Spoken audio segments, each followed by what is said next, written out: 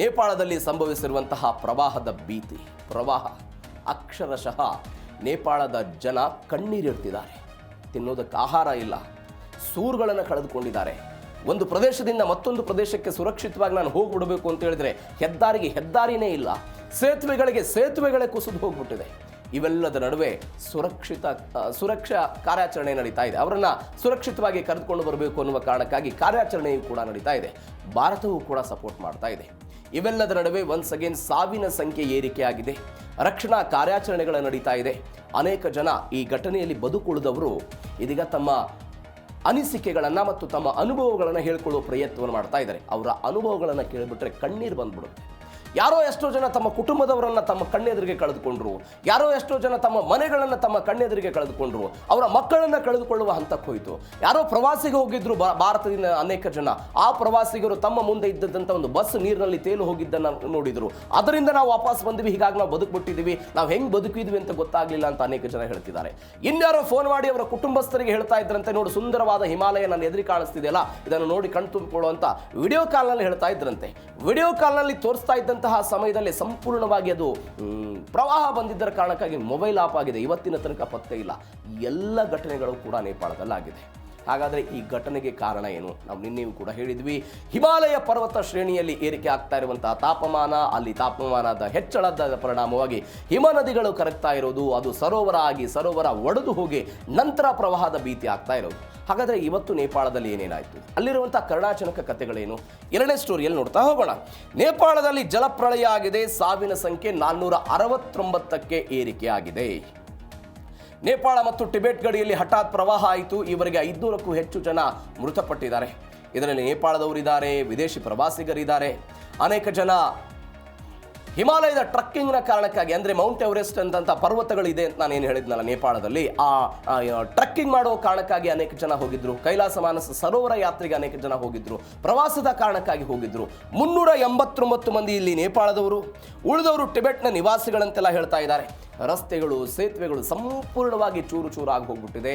ಅವರ ಜಲವಿದ್ಯುತ್ ಯೋಜನೆಗಳೇನಿದ್ವಲ್ಲ ಸಂಪೂರ್ಣವಾಗಿ ಸ್ಥಗಿತ ಆಗ್ತಾ ಹೋಗ್ತಾ ಇದೆ. ಇದರಲ್ಲಿ ಭಾರತೀಯರು ಕೂಡ ಸಿಕ್ಕಾಕೊಂಡಿದ್ದನ್ನು ನೋಡ್ತಾ ಇದ್ದೀವಿ. ಇದು ನೇಪಾಳದಲ್ಲಿ ಆಗಿರುವಂಥ ಕಣ್ಣೀರಿನ ಕತೆ. ಅಂದರೆ ವೇಗವಾಗಿ ಪ್ರವಾಹ ಹರಿದು ಬಂತು. ಪ್ರವಾಹ ಹರಿದು ಬಂದ ನಂತರ ಅದರಿಂದ ರಕ್ಷಣೆ ಮಾಡ್ಕೊಳ್ಳೋದಕ್ಕೆ ಇವರಿಗೆ ಸಾಧ್ಯ ಆಗಲಿಲ್ಲ. ರಕ್ಷಣೆ ಮಾಡ್ಕೊಳ್ಳೋದಕ್ಕೆ ಸಾಧ್ಯವಾಗದೇ ಇದ್ದಾಗ ಅನೇಕ ಜನ ಇದೀಗ ಜೀವವನ್ನೇ ಬಲಿ ಕೊಟ್ಟಿರುವಂಥ ಘಟನೆ ನೇಪಾಳದಲ್ಲಾಗಿದೆ. ಭಾರತ, ಅಮೆರಿಕ ಸೇರಿದಂತೆ ಒಂದು 26 ದೇಶಗಳನ್ನು ಪ್ರಜೆಗಳನ್ನು ಒಳಗೊಂಡಂಥ 1500ಕ್ಕೂ ಜನ ನಾಪತ್ತೆಯಾಗಿದ್ದಾರೆ ಅಂತ ಹೇಳ್ತಿದ್ದಾರೆ. ಹಿಮನದಿ ಸರೋವರದಿಂದ ಸ್ಫೋಟಗೊಂಡು ಮೊದಲು ಎಲ್ಲ 9 ಜನ ಮೃತಪಟ್ಟಿದ್ರು. ಇದೀಗ 469ಕ್ಕೆ ಏರಿಕೆ ಆಗಿದೆ. 1500ಕ್ಕೂ ಜನ ಎಲ್ಲ ನಾಪತ್ತೆಯಾಗಿದ್ದಾರೆ ಅಂತ. ಕೈಲಾಸ ಮಾನಸ ಸರೋವರ ಯಾತ್ರೆಗೆ ತೆರಳಿದ್ದಂಥ 100ಕ್ಕೂ ಹೆಚ್ಚು ಭಾರತೀಯ ಪ್ರವಾಸಿಗರಿದ್ದಾರೆ. ಇಶಾ ಫೌಂಡೇಶನ್ನ 80 ಜನ ಇದ್ದಾರೆ. ಕರ್ನಾಟಕದವರು 13 ಜನ ಇದ್ದಾರೆ ಅಂತ ಹೇಳ್ತಿದ್ದಾರೆ.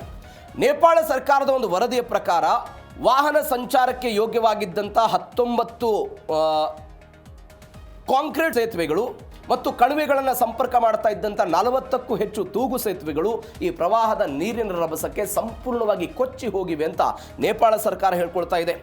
ಬೆಟ್ರಾವಟಿ, ರಸುವಾಗದಿ ಈ ಗಡಿಯನ್ನು ದಾಟಬೇಕಾದಂಥ ಹೈವೇ ಸೇರಿದಂತೆ 42 ಕಿಲೋಮೀಟರ್ ಉದ್ದದ ಸುಸಜ್ಜಿತ ರಸ್ತೆಗಳು ಕೂಡ ಸಂಪೂರ್ಣವಾಗಿ ಮಣ್ಣು ಪಾಲಾಗಿದೆ ಅಂತ ನೇಪಾಳ ಸರ್ಕಾರ ಹೇಳ್ತಾ ಇದೆ. ನೊವಾಕೋಟ್ ಮತ್ತು ರಸುವಾ ಜಿಲ್ಲೆಯ ಹಲವು ಹಳ್ಳಿಗಳಲ್ಲಿ ರಾತ್ರಿ ಮಲಗಿದ್ದಂಥ ಜನರು ಬೆಳಗ್ಗೆ ಆಗುವ ತನಕ ಮಣ್ಣಿನ ಅಡಿಯಲ್ಲಿ ತಾವೆಲ್ಲ ಸಿಕ್ಕಾಕೊಂಡಿದ್ದನ್ನೆಲ್ಲ ನೋಡಿದ್ದಾರೆ. ಇದು ನೇಪಾಳದಲ್ಲೇ ಆಗಿರೋದು. ಇದಕ್ಕೊಂದು ಬೆಸ್ಟ್ ಎಕ್ಸಾಂಪಲ್ ಅಂತ ಹೇಳಿದ್ರೆ, ನಮ್ಮದೇ ಕರ್ನಾಟಕದ ಕಲಬುರ್ಗಿ ಮೂಲದ ಮಲ್ಲಿನಾಥ್ ಮತ್ತು ಅವರ ಅಳಿಯ ಸಂಗಮೇಶ್ ಅಂತ ಅವ್ರು ಎಲ್ಲಿಗೆ ಹೋಗಿದ್ರು? ನೇಪಾಳಕ್ಕೆ ಹೋಗಿದ್ರು. ಸಂಗಮೇಶ್ ಮತ್ತು ಮಲ್ಲಿನಾಥ್ ಅಂತ ಕಲಬುರ್ಗಿಯವರು ನೇಪಾಳಕ್ಕೆ ಹೋಗಿದ್ರು. ಯಾಕೆ? ಮಾನಸ ಸರೋವರ ಯಾತ್ರೆಗೆ ಅಂತ ನಾನು ನಿನ್ನೆ ಹೇಳಿದೆ. ಯಾಕೆ ನೇಪಾಳಕ್ಕೆ ಹೋಗಿ ನೇಪಾಳದಿಂದ ಟಿಬೆಟನ್ನು, ಇವರು ಕೂಡ ಅದೇ ಇಲ್ಲಿಂದ ಫ್ಲೈಟ್ಗೆ ಹೋದರು, ಕಠ್ಮಂಡು ಹೋದರು, ಕಠ್ಮಂಡಿನಿಂದ ಟಿಬೆಟನ್ನು ತಲುಪಬೇಕು ಅಂತ ಬಸ್ಸಲ್ಲಿ ಹೋಗ್ತಾ ಇದ್ರಂತೆ. ಈ ಮಲ್ಲಿನಾಥ್ ಅವರು ನೋಡಿ, ಬೆಳಗ್ಗೆ 6 ಗಂಟೆ, ಆಗಸ್ಟ್ 26ನೇ ತಾರೀಕಿಗೆ ಬೆಳಗ್ಗೆ 6 ಗಂಟೆಗೆ ಅವ್ರು ಏನು ಮಾಡ್ತಾರೆ, ಇವರ ಪ್ರವಾಸಿ ತಂಡ ಏನಿತ್ತು ಕಠ್ಮಂಡುವಿನಿಂದ ಚೀನಾದ ಗಡಿಯತ್ತ ಪ್ರಯಾಣ ಬೆಳೆಸ್ತು. ಸ್ವಲ್ಪ ದೂರ ಹೋಗ್ತಾರೆ. ಸ್ವಲ್ಪ ದೂರ ಹೋದ ನಂತರ ಇವರ ಬಸ್ಸಿನ ಮುಂದೆ 2 ಬಸ್ಗಳು ಹೋಗ್ತಾ ಇತ್ತು. 2 ಬಸ್ಗಳು ಹೋಗ್ತಾ ಇತ್ತು. ಈ ಬಸ್ಗಳು ಏನಾಗ್ಬಿಡ್ತು, ಏಕಾಏಕಿಯಾಗಿ ಪ್ರವಾಹದ ನೀರು ಹರಿದು ಬಂತಲ್ಲ, ಆ ನೀರು ಹರಿದು ಬಂದಿದ್ದಕ್ಕೆ ಆ ಬಸ್ನಲ್ಲಿದ್ದಂಥ ಎಲ್ಲ ಪ್ರಯಾಣಿಕರು ಮತ್ತು ಬಸ್ಸು ಸೇರಿದಂತೆ ಸಂಪೂರ್ಣವಾಗಿ ಕೊಚ್ಚಿ ಕೊಚ್ಚಿ ಹೋಗ್ಬಿಡ್ತು. ಅದನ್ನು ಹಿಂದೆ ಒಂದು 200-300 ಮೀಟರ್ ದೂರದಲ್ಲಿದ್ದಂಥ ಬಸ್ನ ಚಾಲಕ ಗಮನಿಸ್ತಾನಂತೆ.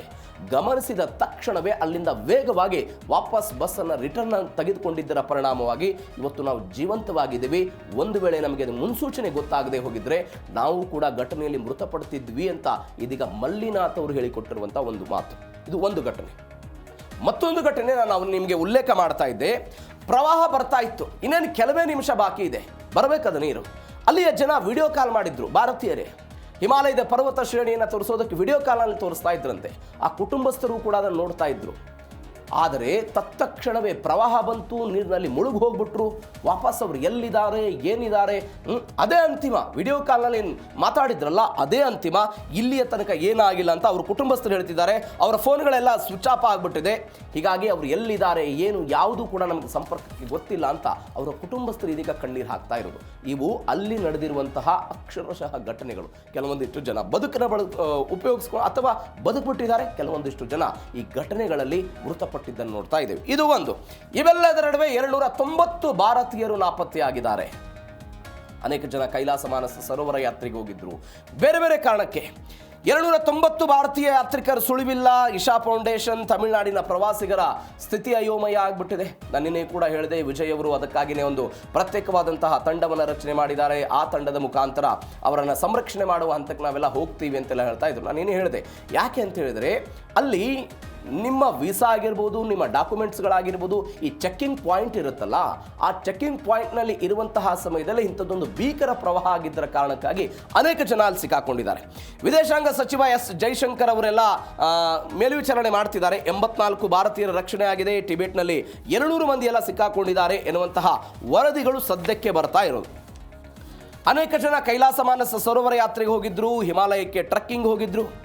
ಕರ್ನಾಟಕದ 13 ಜನ ಇದ್ದಾರೆ, 11 ಜನ ಏನೋ ಬೆಂಗಳೂರದವರು ಅಂತ ಹೇಳ್ತಿದ್ದಾರೆ. ಮೈಸೂರು ಮತ್ತು ಧಾರವಾಡ ಜಿಲ್ಲೆಯವರು ಕೂಡ ಇದ್ದಾರೆ ಅಂತ ಹೇಳ್ತಿದ್ದಾರೆ. ಎಲ್ಲಕ್ಕಿಂತ ಹೆಚ್ಚಾಗಿ ಅಲ್ಲೊಂದು ಕಾಮಗಾರಿ ನಡೀತಾ ಇದೆ. ಯಾವ ಕಾಮಗಾರಿ ಅದು? ತ್ರಿಶೂಲಿ 1 ಜಲವಿದ್ಯುತ್ ಕಾಮಗಾರಿ. ಈ ಯೋಜನೆಯಲ್ಲಿ ಭಾರತ ಮೂಲದ 73 ಜನ ಭಾರತೀಯ ಕಾರ್ಮಿಕರು ಕೆಲಸ ಮಾಡ್ತಾ ಇದ್ರು. 73 ಜನ ಭಾರತೀಯ ಕಾರ್ಮಿಕರು ಕೆಲಸ ಮಾಡ್ತಾ ಇದ್ರು. ಯಾಕೆ ಹೋದ್ರು ಅವರು? ಈ ತ್ರಿಶೂಲಿ 1 ಜಲವಿದ್ಯುತ್ ಯೋಜನೆ ಏನಿದೆಯಲ್ಲ, ಈ ಯೋಜನೆಯನ್ನ ಅಲ್ಲಿ ಅಪ್ಪರ್ ತ್ರಿಶೂಲಿ ಯೋಜನೆಯನ್ನ ದಕ್ಷಿಣ ಕೊರಿಯಾದ ಕಂಪನಿಗಳು ಗುತ್ತಿಗೆ ಪಡೆದುಕೊಂಡಿವೆ. ಆ ದಕ್ಷಿಣ ಕೊರಿಯಾದ ಕಂಪನಿಗಳೇನು ಮಾಡ್ತಾರೆ, ನೇಪಾಳಕ್ಕೆ ಭಾರತಕ್ಕೆ ಸ್ವಲ್ಪ ಹತ್ತಿರ ಇರುತ್ತೆ, ಸಾಮ್ಯತೆ ಇರುತ್ತೆ. ಈ ಕಾರಣಕ್ಕಾಗಿ ಭಾರತ ಮೂಲದ ಎಂಜಿನಿಯರ್ಗಳನ್ನು ರಿಕ್ರೂಟ್ ಮಾಡಿಕೊಂಡು ಅಲ್ಲೊಂದು ಕಾಮಗಾರಿ ನಡೆಸೋ ಪ್ರಯತ್ನವನ್ನು ಮಾಡ್ತಾ ಇದ್ರು. ಆ ಕಾಮಗಾರಿಯಲ್ಲಿ ಕೆಲಸ ಮಾಡ್ತಾ ಇದ್ದಂತಹ 73 ಜನವೂ ಕೂಡ ಇದೀಗ ನಾಪತ್ತೆ ಆಗಿದ್ದಾರೆ ಎನ್ನುವಂಥ ವರದಿಗಳು ಬರ್ತಾ ಇದೆ. ಎಲ್ಲಕ್ಕಿಂತ ಹೆಚ್ಚಾಗಿ ನಮಗೆ ಈಗ ನಾವು ಅನೇಕ ಬಾರಿ ಹಿಮಾಲಯದ ಪ್ರದೇಶಗಳಲ್ಲಿ ಸುರಂಗಗಳನ್ನು ಕೊರೆದಿದ್ದೀವಿ, ಜಲವಿದ್ಯುತ್ ಕಾಮಗಾರಿಗಳನ್ನು ಮಾಡಿದ್ದೀವಿ. ಇದರಲ್ಲಿ ಅವರು ಪರಿಣಿತಿಯನ್ನು ಹೊಂದಿದ್ದಾರೆ ಅಂತ ಅವರನ್ನು ಕರೆದುಕೊಂಡು ಹೋಗಿದ್ರಂತೆ ಕೆಲಸಕ್ಕೆ. ಬಟ್ ಇವತ್ತು ನೋಡಿ ಅವರು ಕೂಡ ನಾಪತ್ತೆ ಆಗಿದ್ದಾರೆ ಅಂತ ಸುದ್ದಿಗಳು ಬರ್ತಾ ಇದೆ. ಇವೆಲ್ಲದರ ನಡುವೆ ಆಗಸ್ಟ್ 21ನೇ ತಾರೀಕಿಗೆ ಪಶ್ಚಿಮ ಬಂಗಾಳದ ಕೋಲ್ಕತ್ತಾದಿಂದ ಒಂದು 32 ಜನರ ಟೀಮ್ ಹೋಗಿತ್ತು. ಎಲ್ಲಿಗೆ? ನೇಪಾಳಕ್ಕೆ. ಯಾವತ್ತು? ಆಗಸ್ಟ್ 21ನೇ ತಾರೀಕಿಗೆ. ಈ ನೇಪಾಳ ಮತ್ತು ಟಿಬೆಟ್ ಗಡಿಯ ಈ ಒಂದು ಚೆಕಿಂಗ್ ಪಾಯಿಂಟ್ ಅಂತ ನಾನೇನು ಹೇಳಿದ್ನಲ್ಲ, ಇಮಿಗ್ರೇಷನ್ ಸೆಂಟರ್ ಅಂತ ನಾನೇನು ಹೇಳಿದ್ನಲ್ಲ, ಆ ಸಮಯದಲ್ಲಿ ಅವರು ಅಲ್ಲೇ ಇದ್ದರು. ಅಲ್ಲಿ ಪ್ರವಾಹ ಆಯಿತು. 32 ಜನ ಕುಟುಂಬಸ್ಥರಿಗೆ ಇವತ್ತಿನ ತನಕವೂ ಕೂಡ ಅವರು ಎಲ್ಲಿದ್ದಾರೆ, ಏನಾಯಿತು, ಬದುಕಿದಾರಾ ಅಥವಾ ತೇಲ್ಕೊಂಡು ಹೋಗ್ಬಿಟ್ಟಿದ್ದಾರಾ, ಯಾವುದೂ ಕೂಡ ಗೊತ್ತಿಲ್ಲ. ಅವತ್ತೇ 21ನೇ ತಾರೀಕಿಗೆ ಮಾತನಾಡಿದ್ದೆ ಅಂತಿಮ. ಈ ತನಕವೂ ಕೂಡ ಏನಾಗಿದೆ ಅನ್ನೋದು ಗೊತ್ತಿಲ್ಲ. ಇದು ಸದ್ಯಕ್ಕೆ ಆತಂಕದ ವಾತಾವರಣ. ಇವೆಲ್ಲದರ ನಡುವೆ ಮತ್ತೊಂದು ಪ್ರವಾಹದ ಭೀತಿ ಇದೆ. 3 ದಿನ ಹೈ ಅಲರ್ಟ್ ಘೋಷಣೆ ಆಗಿದೆ. 3 ದಿನ. ಮುಂದಿನ 72 ಗಂಟೆಗಳಲ್ಲಿ ನೇಪಾಳಕ್ಕೆ ಮತ್ತೊಂದು ಪ್ರಳಯ ಆಗಬಹುದು ಅನ್ನುವಂಥ ಎಚ್ಚರಿಕೆ ಬಂದಿದೆ. 20 ಲಕ್ಷ ಘನ ಮೀಟರ್ ನೀರು ಸಂಗ್ರಹ ಆಗಬಹುದು ಅಂತ ಸದ್ಯಕ್ಕೆ ಹೇಳ್ತಾ ಇರೋದು. ಅಂದರೆ ಮತ್ತೊಂದು ಹೊಸದಾಗಿ ನಿರ್ಮಾಣವಾದಂತಹ ಸರೋವರದಲ್ಲಿ ಈ ಪರಿಪ್ರಮಾಣದ ನೀರು ತುಂಬಿಕೊಂಡಿದೆ. ಆ ಸರೋವರದ ನೈಸರ್ಗಿಕ ತಡೆಗೋಡೆ ಏನಾದರೂ ಒಡೆದು ಬಿಟ್ಟರೆ, ಆ ನೈಸರ್ಗಿಕ ತಡೆಗೋಡೆ ಒಡೆದರ ಪರಿಣಾಮವಾಗಿ ನೀರು ಸರಳವಾಗಿ ತಗ್ಗು ಪ್ರದೇಶಕ್ಕೆ ಉತ್ತರದಿಂದ ಮಧ್ಯದ ನಂತರ ನೇಪಾಳದ ಕೆಲ ಭಾಗಗಳಿಗೆಲ್ಲ ಹರಿದು ಹೋಗಿಬಿಡುತ್ತೆ. ಇದರ ಪರಿಣಾಮವಾಗಿ ಪ್ರವಾಹ ಆಗಬಹುದು ಅಂತ. ನದಿಯ ಹರಿವಿನಲ್ಲಿ ತಡೆ 1200 ಒಲಿಂಪಿಕ್ ಸ್ವಿಮ್ಮಿಂಗ್ ಪೂಲ್ ಗಾತ್ರದಷ್ಟೆಲ್ಲ ನೀರಿದೆ ಎನ್ನುವಂತಹ ವರದಿಗಳು ಸದ್ಯಕ್ಕೆ ಬರ್ತಾ ಇದೆ. ಒಂದು 72 ಗಂಟೆಗಳ ಕಾಲ ಎಚ್ಚರಿಕೆಯನ್ನು ಕೊಡಲಾಗಿದೆ. ಟಿಬೆಟ್ ಗಡಿಯಲ್ಲಿ ಹರಿಯುವಂಥ ಚೋಚೆನ್ ಖೋಲಾ, ಫುರೇಫಾ, ಥ್ಯಾಂಕ್ಸೋ ಎನ್ನುವಂಥ ಒಂದೆಲ್ಲ ನದಿಗಳು, ಅಲ್ಲಿ ಒಂದು ಬೃಹತ್ ಮಣ್ಣು ಕಲ್ಲುಗಳ ಅಣೆಕಟ್ಟು ನಿರ್ಮಾಣವಾಗಿ ಒಂದೆಲ್ಲ ಸರೋವರ ಸೃಷ್ಟಿಯಾಗಿದೆ ಅಂತೆ. ಈಗ ಅವರು ಹೇಳ್ತಿದ್ದಾರೆ ಈ ತಾತ್ಕಾಲಿಕ ಸರೋವರದಲ್ಲಿ ಒಂದು 20 ಲಕ್ಷ ಕ್ಯೂಬಿಕ್ ಮೀಟರ್ಗಿಂತ ಹೆಚ್ಚು ನೀರು ಸಂಗ್ರಹ ಆಗಿದೆ. ಇದೆಲ್ಲ ಉಕ್ಕಿ ಹರಿತಾ ಇದೆ. ಈ ಉಕ್ಕಿ ಹರಿದು ನಾಳೆ ತಡೆಗೋಡೆ ಎಲ್ಲ ಕಡಿತ ಆಗಿಬಿಟ್ರೆ ನೀರೆಲ್ಲ ಬರಬಹುದು ಅಂತ ಹೇಳ್ತಿದ್ದಾರೆ. ಮುಂದಿನ 3 ದಿನಗಳಲ್ಲಿ 30 ಲಕ್ಷ ಕ್ಯೂಬಿಕ್ ಮೀಟರ್ ನೀರು ಇದಕ್ಕೆ ಸೇರ್ಪಡೆ ಆಗುವಂಥ ಸಾಧ್ಯತೆ ಇದೆ. ಈಗ ಇರುವಂತಹ ಸರೋವರದಲ್ಲಿ ಮತ್ತಷ್ಟು ನೀರು ಬರಬಹುದು ಅಂತ ಇವ್ರದ್ದೆಲ್ಲ ಹೇಳ್ತಾ ಇರೋದು. ಈ ಭಾರಿ ಪ್ರಮಾಣದ ನೀರನ್ನು ಒತ್ತಡವನ್ನು ತಡೆಯದೆ ಮುಂದಿನ 72 ಗಂಟೆಗಳಲ್ಲಿ ಮತ್ತೊಂದು ಪ್ರವಾಹ ಆಗಬಹುದು ಅಂತೆಲ್ಲ ಹೇಳ್ತಿದ್ದಾರೆ. ಅಂದರೆ ಅವರು ಹೇಳ್ತಾ ಇರುವಂಥ ಅಂಕಿಅಂಶ ನೋಡಿ ನೀವು, ಒಂದು ವೇಳೆ ಇದು ಒಡೆದು ಬಿಟ್ರೆ ಕೋಟ್ಯಾಂತರ ಲೀಟರ್ ನೀರು ಏಕಾಏಕಿಯಾಗಿ ಹೊರಗಡೆ ಬರುತ್ತೆ. ಅದರ ಪರಿಣಾಮ ಒನ್ಸ್ ಅಗೇನ್ ಪ್ರವಾಹವನ್ನು ಎದುರಿಸಬೇಕಾದಂಥ ಪರಿಸ್ಥಿತಿ ಇದೆ ಅಂತ ಹೇಳ್ತಾ ಇದ್ದಾರೆ. ಈ ಬೋಟಿಕೋಶಿ ಮತ್ತು ತ್ರಿಶೂಲಿ ನದಿಯಲ್ಲೆಲ್ಲ ಆಯ್ತಲ್ಲ, ಏಕಾಏಕಿಯಾಗಿ 30 ನಿಮಿಷಗಳಲ್ಲಿ 30 ಅಡಿ ನೀರು ಹೆಚ್ಚಳಾಗಿ ಏನು ಮಾಡಬೇಕು ಅನ್ನೋದು ಗೊತ್ತಾಗಲಿಲ್ಲ. ಆ ಪರಿಸ್ಥಿತಿ ಮತ್ತೊಮ್ಮೆ ಇದೀಗ ನೇಪಾಳಕ್ಕೆ ಬರಬಹುದು ಅಂತ ಒಂದು 72 ಗಂಟೆಗಳ ಎಚ್ಚರಿಕೆ ಬಂದಿರೋದು. ಇವೆಲ್ಲದರ ನಡುವೆ ಭೂಕಂಪನ ವಲಯದಲ್ಲಿ ಚೀನಾದ ಜಲ ದಿಗ್ಬಂಧನ ಇದು ಭಾರತಕ್ಕೆ ಅಪ್ಲೈ ಆಗುತ್ತೆ. ನಾವು ಇದ್ರ ಬಗ್ಗೆ ಹಿಂದೆ DNL ಮಾತನಾಡಿದ್ದೀವಿ.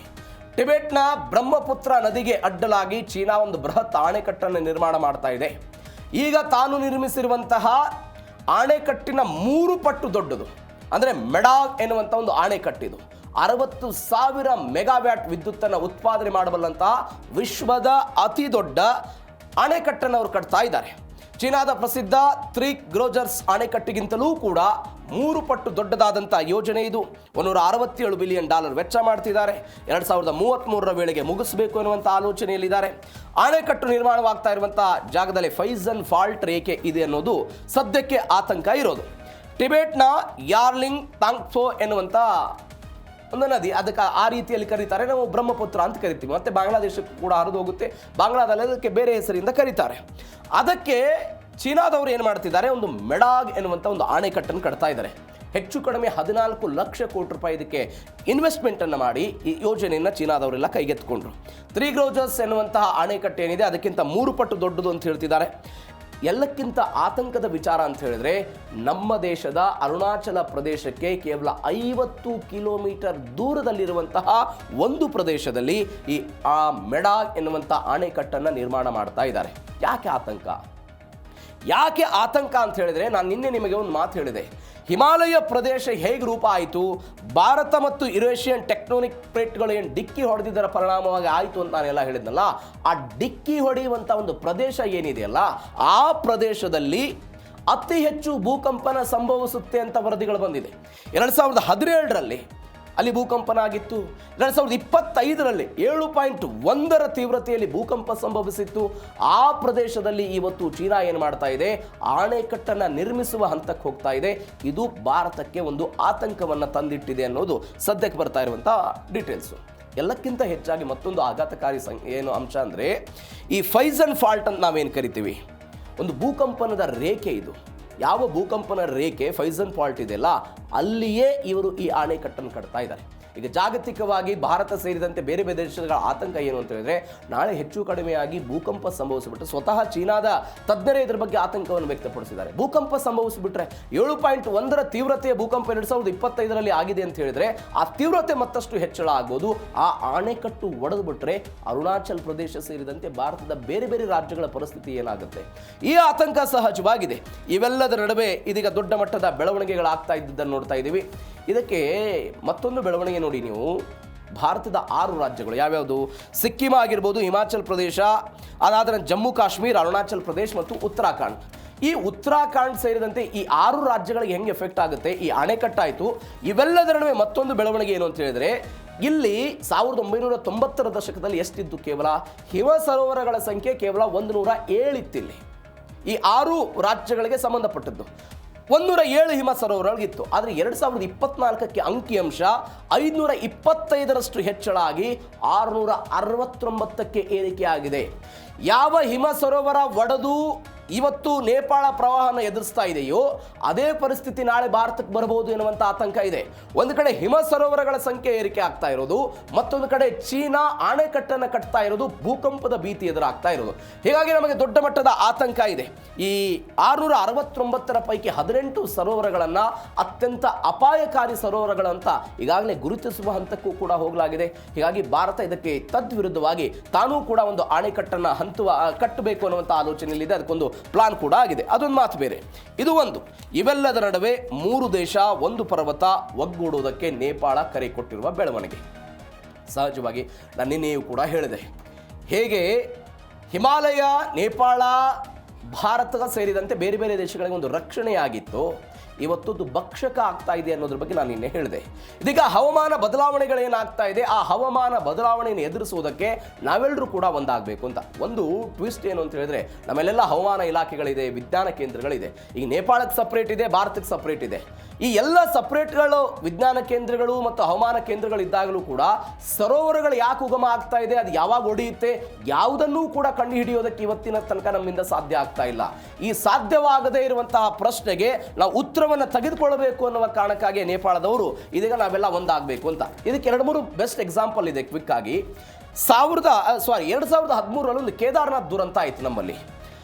ಜೂನ್ 16 ಮತ್ತು 17ನೇ ತಾರೀಕಿಗೆ ಕೇದಾರನಾಥ ಸುತ್ತಮುತ್ತಲಿನ ಪ್ರದೇಶಗಳಲ್ಲಿ ಮೇಘಸ್ಫೋಟ ಆಗುತ್ತೆ. ಚೋರಾಬಾರಿ ಅನ್ನುವಂಥ ಒಂದು ಹಿಮನದಿ ಸರೋವರ ಏನಿದೆ ಸಂಪೂರ್ಣವಾಗಿ ಒಡೆದು ಹೋಗ್ಬಿಡ್ತು. ಒಡೆದು ಹೋಗಿದ್ದರ ಪರಿಣಾಮವಾಗಿ ನೀರು ಬಂತು, ಮಣ್ಣು ಬಂತು, ದೈತ್ಯ ಬಂಡೆಗಳು ಬಂತು. ಎಲ್ಲ ಅಂತಿಮವಾಗಿ 5,700ಕ್ಕೂ ಅಧಿಕ ಜನ ಘಟನೆಯಲ್ಲಿ ನಾಪತ್ತೆ ಆದರು. 2013ರಲ್ಲಿ ಕೇದಾರನಾಥಲ್ಲಿ ಆಗಿದ್ದಂಥ ಘಟನೆ. ಎರಡನೇ ಬೆಳವಣಿಗೆ 2021ರಲ್ಲಿ ಚಮೋಲಿಯಲ್ಲಿ ಆದಂತಹ ಬೆಳವಣಿಗೆ ಇದು. ಇವತ್ತೇ ನೇಪಾಳದಲ್ಲಿ ಹಿಮನದಿ ಏನು ಅವಾಂತರವನ್ನು ಸೃಷ್ಟಿ ಮಾಡಿದೆ, ಅದೇ ಅವಾಂತರ ಅವತ್ತು ಕೂಡ ಆಗಿತ್ತು. 2.7 ಕೋಟಿ ಕ್ಯೂಬಿಕ್ ಮೀಟರ್ ಅಷ್ಟು ಬೃಹತ್ ಪ್ರಮಾಣದ ಈ ಒಂದು ಮಂಜುಗಡ್ಡೆ ಬರೋ ಪ್ರಯತ್ನ ಆಯಿತು. ನೀರಾಯಿತು, ಸಂಪೂರ್ಣವಾಗಿ ಪ್ರವಾಹ ಆಯಿತು. ಆ ಘಟನೆಯಲ್ಲಿ ಅನೇಕ ಜನ ಮೃತಪಡುವ ಹಂತಕ್ಕೆ ಹೋಯಿತು. ಇದು ಎರಡನೇ ಘಟನೆ. ಮೂರನೇ ಘಟನೆ 2023ರಲ್ಲಿ ತಿಸ್ತಾ ನದಿಯಲ್ಲಿ ಆದಂತಹ ಬೆಳವಣಿಗೆ. ಇವತ್ತು ನೇಪಾಳದಲ್ಲಿ ಹೆಂಗಾಗಿದೆಯೋ ಅದೇ ರೀತಿ ಹಿಮನದಿ ಸ್ಫೋಟ ಆಯಿತು. 17,000 ಅಡಿ ಎತ್ತರದಲ್ಲಿದ್ದಂಥ ಈ ಹಿಮನದಿ ಸರೋವರ ಸ್ಫೋಟ ಆಗಿದ್ದರ ಪರಿಣಾಮವಾಗಿ 100ಕ್ಕೂ ಅಧಿಕ ಜನ ಮೃತಪಟ್ಟರು. ಆ 100ಕ್ಕೂ ಅಧಿಕ ಜನ ಮೃತಪಟ್ಟಿದ್ದರ ಪೈಕಿ ನಮ್ಮ ಭಾರತೀಯ ಸೈನಿಕರಲ್ಲಿ ಒಂದು ಟೆಂಟ್ ಹಾಕ್ಕೊಂಡು ಕಾವಲು ಕಾಯ್ತಾ ಇದ್ರು. ಆ ಟೆಂಟ್ನ 20ಕ್ಕೂ ಅಧಿಕ ಜನ ಯೋಧರು ಕೂಡ ಮೃತಪಟ್ಟರು ಅನ್ನೋದು ಆಘಾತಕಾರಿ ಸಂಗತಿ. ಈ ಭಾರತಕ್ಕೆ ಒಂದು ಎಚ್ಚರಿಕೆ ಆಗಿತ್ತು, ಇವತ್ತು ನೇಪಾಳಕ್ಕೂ ಕೂಡ ಎಚ್ಚರಿಕೆ ಆಗಿದೆ. ಇವತ್ತು ನೇಪಾಳ ಹೇಳ್ತಾ ಇದೆ ನಾವು ಒಗ್ಗಟ್ಟಾಗಿ ಕೆಲಸವನ್ನು ಮಾಡಬೇಕು ಅಂತ. ಹಾಗಾದರೆ ಏನು ಒಗ್ಗಟ್ಟಾಗುತ್ತೆ, ಭಾರತ ಹೆಂಗೆ ಸ್ಪಂದಿಸುತ್ತೆ, ಚೀನಾ ಹೆಂಗೆ ಸ್ಪಂದಿಸುತ್ತೆ, ಕಾದು ನೋಡೋಣ.